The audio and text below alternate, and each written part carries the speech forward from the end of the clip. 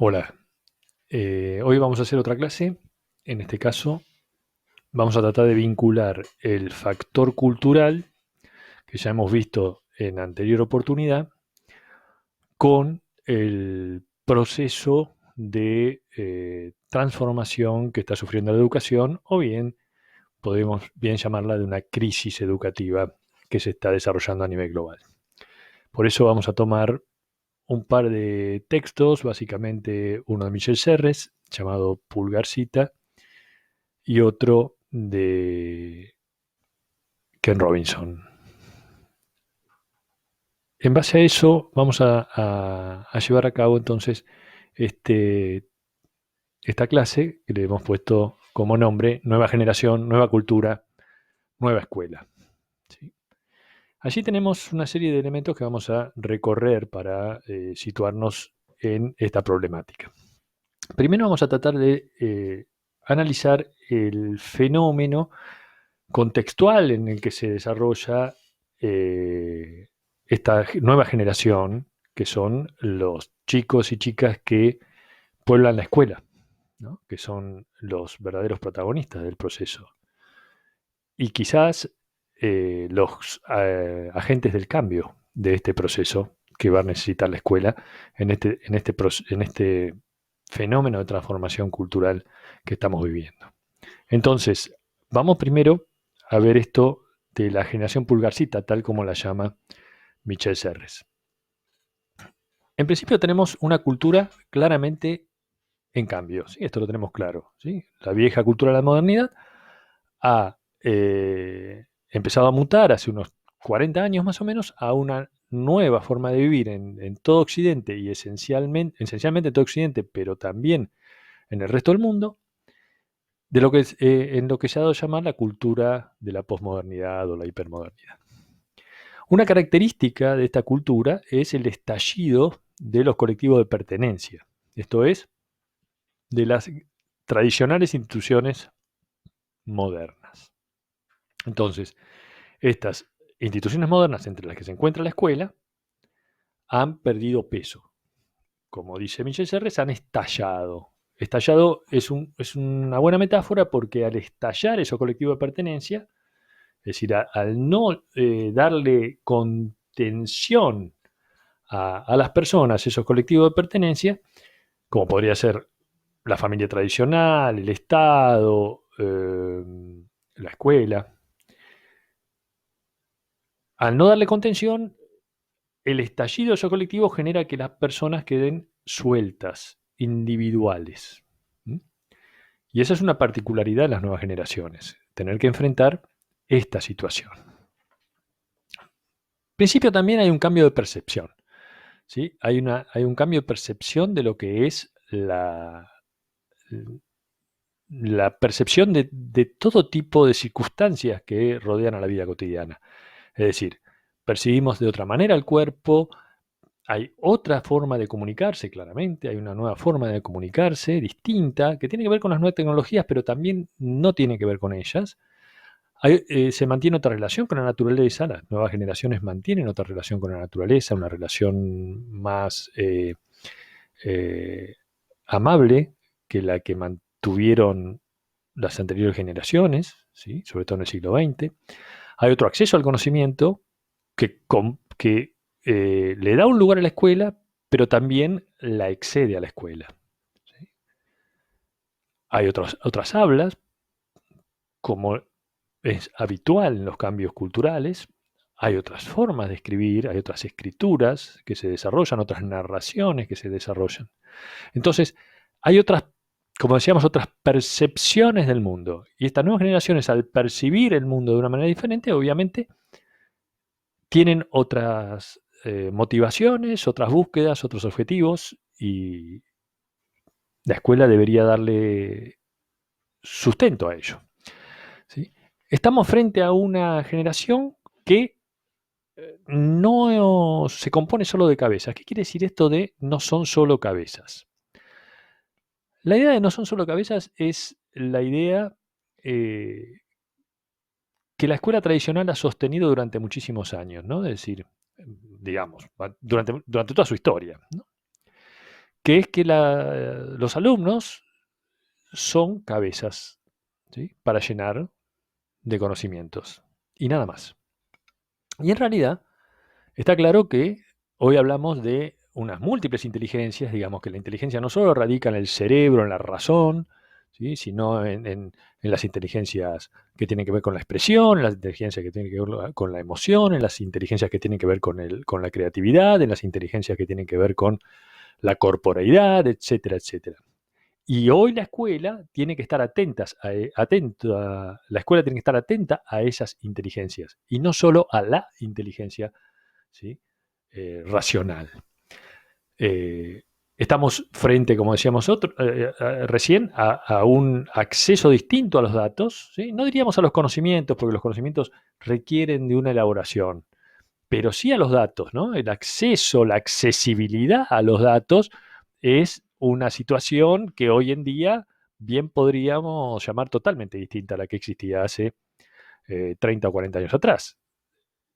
Y también estamos entonces en presencia de una totalidad. Si ya no estamos en presencia simplemente de cabezas, estamos en presencia de personas que deben ser consideradas por la escuela como una totalidad. Esto es los niños, ¿no?, y los jóvenes. Digamos, la idea de que estamos en presencia de personas en su totalidad y no solamente de inteligencias racionales. Y deben ser consideradas en esas características y en su diversidad. Por lo tanto, la escuela también se enfrenta a un desafío con estas nuevas generaciones, con otras exigencias. Decíamos entonces que estallaban esos colectivos de pertenencia y entre esos estaba la escuela. Y en esa escuela, y es esa escuela tradicional la que entra en crisis profunda. Y esa escuela tradicional, dice Michel Serres, agoniza, como todas las instituciones modernas. ¿Sí? Pero como no es reemplazado, ¿sí?, porque no existe nada que sea superadora de la escuela en materia de institución, en educación, esa agonía se observa en la crisis que transita la escuela, en sus dificultades, en ver una escuela que parece de pie, pero que evidentemente tiene unas graves carencias para dar respuestas a las motivaciones de estas nuevas generaciones y a las necesidades de estas nuevas generaciones. Estamos entonces frente a una crisis. Una crisis que es una crisis no solamente de una nación, de un país, de una región, sino del planeta en materia global, en materia educativa. Y esa crisis de carácter global que sufre la educación debe movilizarnos a cambiar la escuela, ¿sí?, no solamente a corregirla. Durante las últimas 3 décadas, la escuela o la educación ha detectado el problema y ha intentado corregirlo, corregir la escuela para corregir el problema. Y ha corregido innumerable cantidad de facetas la escuela en diferentes países y en diferentes oportunidades, sin poder dar solución al problema. Por lo tanto, la corrección, ¿sí?, de la escuela tradicional parece no ser suficiente. Por eso el planteo es cambiar la escuela, no solamente corregirla. Entonces, la escuela es importante, por eso es necesario sostenerla. Ahora, ¿por qué la escuela es importante? Veamos. Esto lo dice Manuel Castells. La escuela es importante por 4 factores. Primero, la economía, un factor económico. La escuela provee prosperidad a cada una de las personas, ¿sí? Y cuando hablamos de prosperidad, obviamente hay una relación directamente proporcional a la formación de un individuo, de una persona, y su correlación posterior, futura, en materia de ingresos económicos. Esto está claro, ¿sí? Puede no ser un criterio absoluto, quiero decir, puede haber personas formadas que no tengan o no alcancen un desarrollo socioeconómico suficiente, pero no es lo habitual. Lo habitual es que exista una relación directa entre mayor formación educativa y mejor posicionamiento socioeconómico. Y al contrario lo mismo, menor formación educativa, menor posicionamiento socioeconómico. Entonces, la escuela es una fuente de prosperidad. También es un gran negocio, por eso también la escuela, la educación, más que la escuela es un gran negocio. Más allá de la escuela privada, la educación es un gran negocio. ¿Sí? Detrás de la educación hay múltiples negocios que se potencian. ¿Sí? El negocio editorial, ¿sí? El negocio de de la indumentaria, el negocio deportivo, el negocio eh, de los exámenes, después vamos a ver esto. Digamos, hay un enorme negocio detrás de la educación. Segundo punto, cultural. ¿Sí? Claramente, lo hemos dicho más de una vez, la escuela sirve para transmitir la cultura de generación en generación. Por lo tanto, es fundamental una institución educativa. Punto 3, social. ¿Sí? La escuela provee inclusión y participación, sobre todo en este contexto del siglo XXI, donde la participación y la inclusión son elementos tan importantes para la escuela. Quizás hace 50 años estos dos elementos no eran trascendentes, hoy sí. Por lo tanto, la escuela es una fuente de inclusión y participación, de inclusión en la diversidad y participación activa de cada uno como ciudadano. Y el cuarto, no es menos importante, ¿no? El último de los puntos, que es el factor personal, digamos. A través de la educación, una persona adquiere conciencia, ¿sí? De sus potencialidades individuales y adquiere conciencia de su posicionamiento en el mundo, de sus objetivos, de sus posibilidades, de la posibilidad de diseñar su vida, ¿no? Es decir, la educación provee todas esas herramientas. Ahora bien, ¿cuáles son los factores que evidencian la crisis escolar? Primero, la deserción escolar. ¿Sí?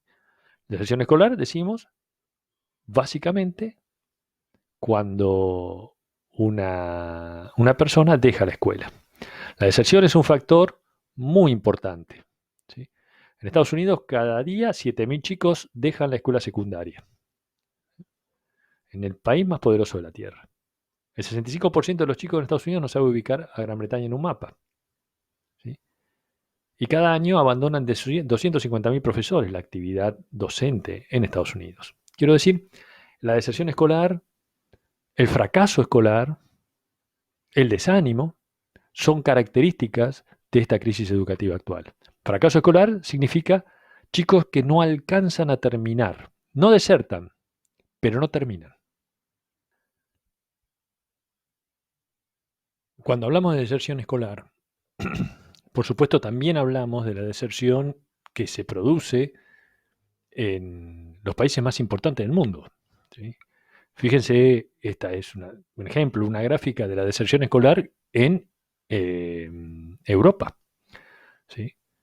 Donde existen países como España, que tiene una deserción escolar del 21%, es decir, de 2 de cada 10 no terminan la escuela, y un promedio de más del 1% en toda Europa, digamos. En toda Europa, por lo menos 1 de cada 10 jóvenes no termina la escuela.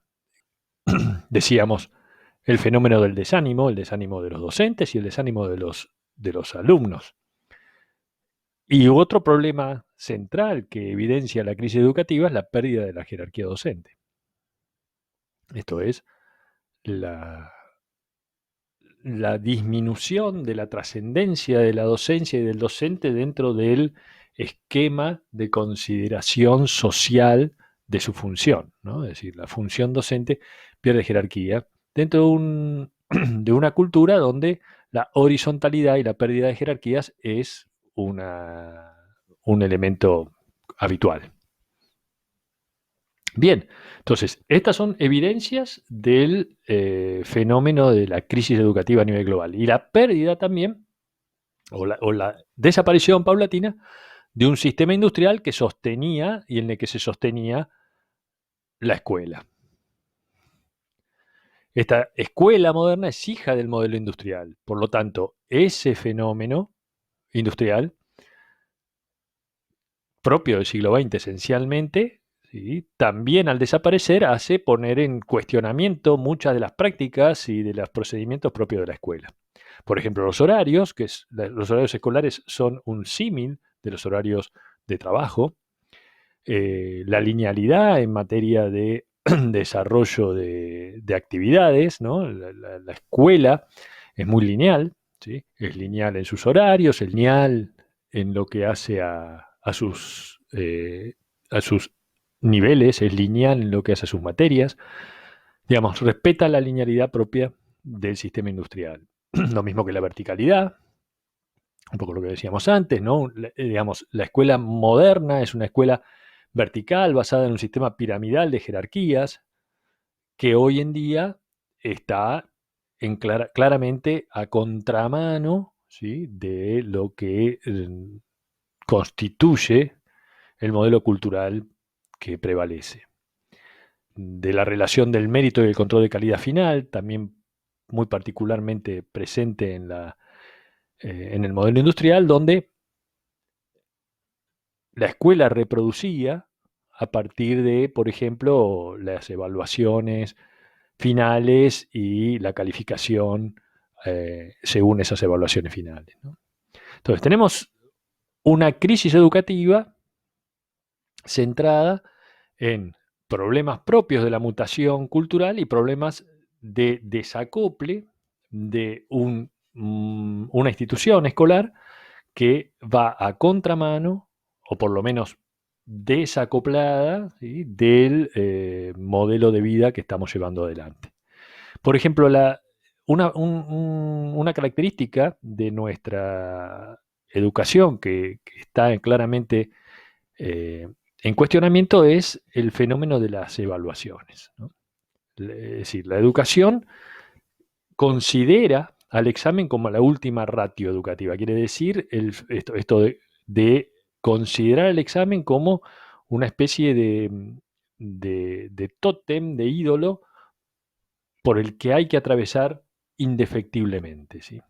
Entonces, frente a esa situación, los docentes cada vez dedican más tiempo a enseñar para hacer encajar sus contenidos dentro de las evaluaciones que van a desarrollar o que se van a desarrollar, que a enseñar verdaderamente a sus alumnos, ¿no? Es decir, hay como una especie de ficción entre un docente que enseña lo que va a evaluar para después, al evaluarlo, resulte adecuada su enseñanza.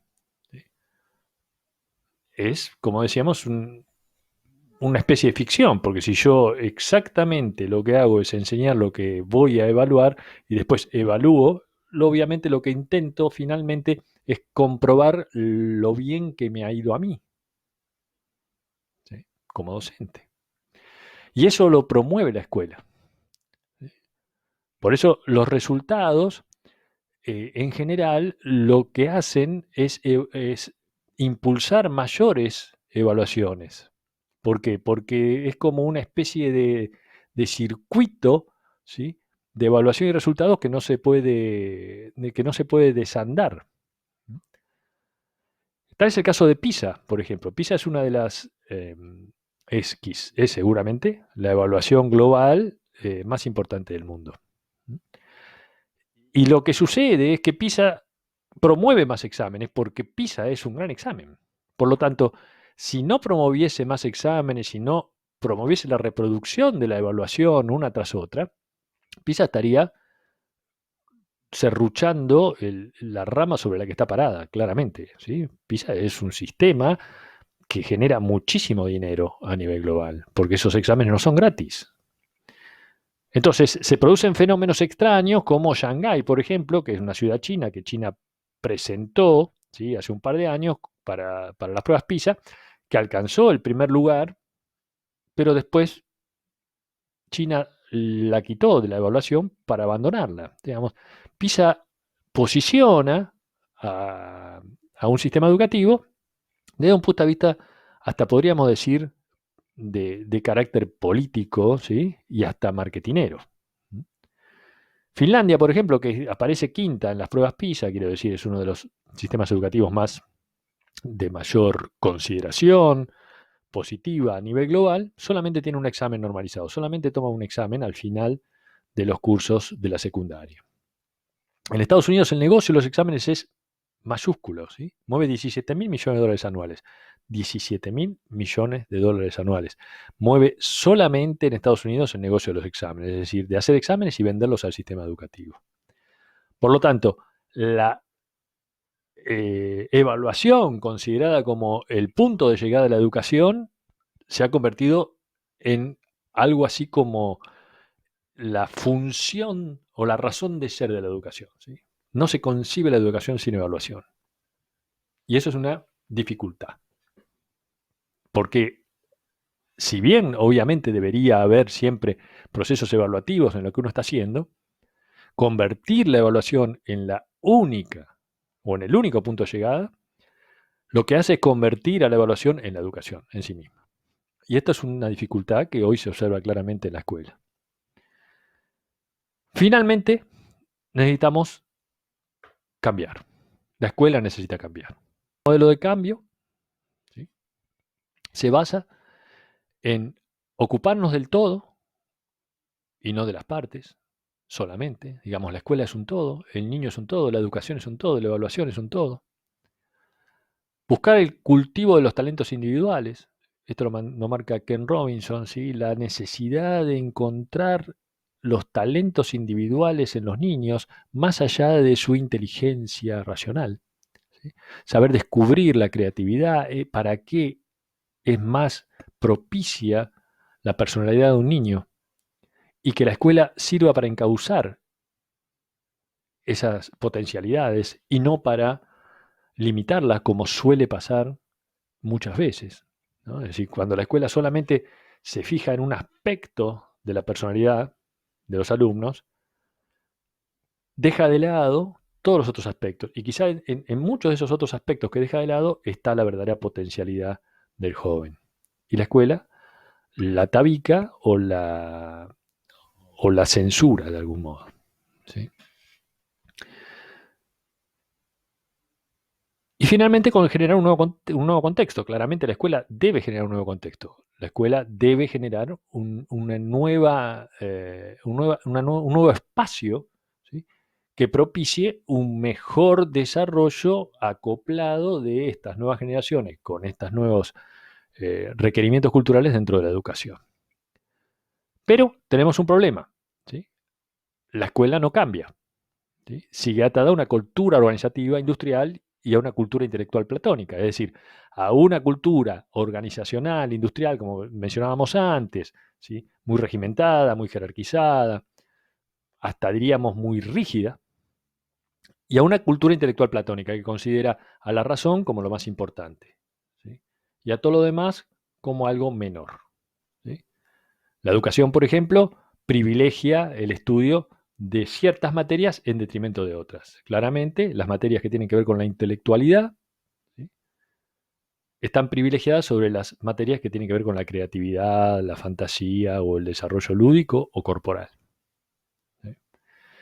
Entonces, este es un problema. Pero no hay ninguna duda de que no hay sistema educativo que sea mejor que sus docentes.